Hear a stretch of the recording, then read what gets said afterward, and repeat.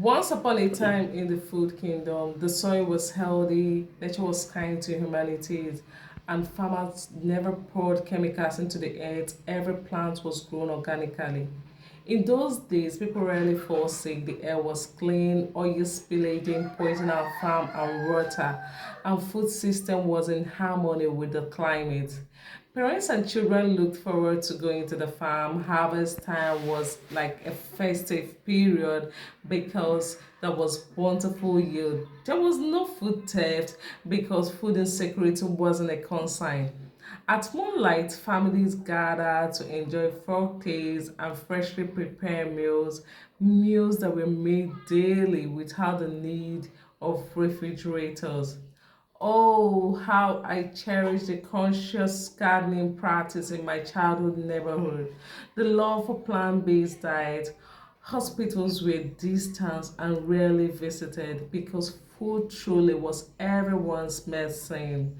There was no transitional diet, only meals that were genetically composed, only meals that align with our genetic makeup. Processed food were minimal. Our indigenous seed were carefully stored and replanted every season, giving us pure original food. Alkaline foods were widely consumed, and children were largely free from every form of chronic illnesses.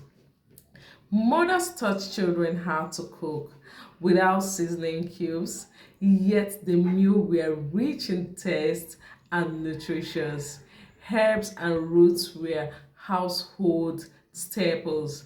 Every compound had fruit trees, and unknowingly people practiced the recommended daily interest intake of fruits. Children took natural food to the school for snacks. Grandmothers and grandfathers lived well beyond 100 years, working unaided, seeing clearly, and recognizing voices. The presence of elders and long generational lineages was cherished. Death was rarely as a result of illness, and non-communicable diseases were almost non-existent. The carbon footprint was low. Plant-based diet dominated the market. Natural food was a norm.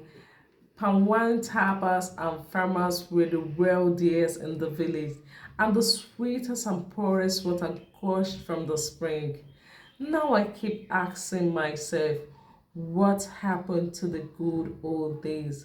Why can't I use my granny's seed to replant? Why are some plants going extinct?